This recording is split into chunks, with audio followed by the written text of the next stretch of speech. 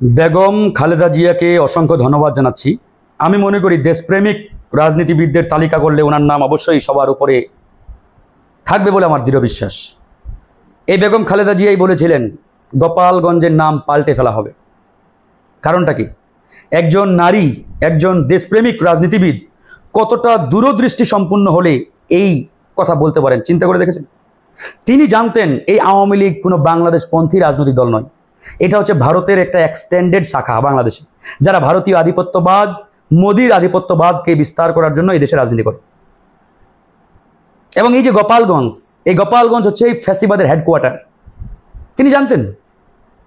তিনি অনেক চিন্তা ভাবনা, দূরদৃষ্টি চিন্তা থেকেই তিনি কিন্তু সেদিন এই কথা বলেছিলেন, এই গোপালগঞ্জের নাম পাল্টে দেওয়া হবে, রাখা যাবে না। আজকে আমাদের অনেকের মধ্যে গোপালগঞ্জ প্রীতি, প্রেম উথলিয়ে উথলিয়ে পড়ে, যেন গোপালগঞ্জের নাম শুনলে আমরা না না না থাক, ওখানে একজন আছে ইত্যাদি। শুনেন, 5ই আগস্ট একটা ভুল হয়েছে। কি ভুল জানেন? এই বিপ্লব পরবর্তী বাংলাদেশে ফ্যাসিবাদের আস্তানাগুলো মুছে না ফেলা।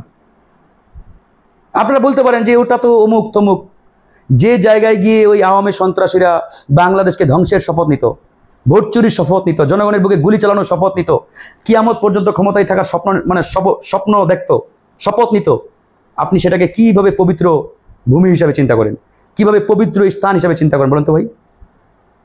চিন্তা করেন। এই যে ফ্যাসিবাদের চিহ্নগুলো আমরা রেখে দিয়েছি উদারতার পরিচয় দিয়ে, সহমর্মিতার পরিচয় দিতে, আর আজকে এই ফ্যাসিবাদের চিহ্নগুলো থেকে কিন্তু আমাদেরকে আক্রমণ করা হচ্ছে, অ্যাটাক করা হচ্ছে। এই জিনিসটা মাথায় রাখতে হবে।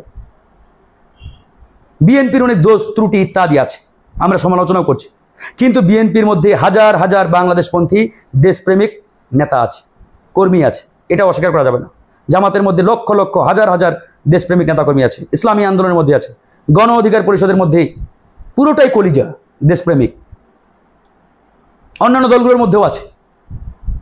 কিন্তু আওয়ামী লীগের মধ্যে কোনো বাংলাদেশপন্থী নেতা নেত্রী নাই।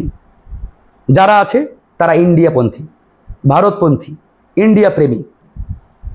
সুতরাং এই যে ফ্যাসিস্ট এবং ফ্যাসিবাদের যে চিহ্ন আস্তানা, এগুলোর প্রতি দয়া করে প্রেম দেখাবেন না।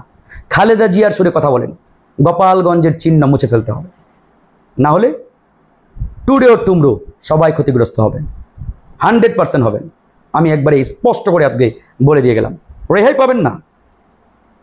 কারণ এই সন্ত্রাসীরা ছাড় দেবে না, এদের বিরুদ্ধে আমাদের ঐক্যবদ্ধ হতেই হবে স্পষ্টভাবে।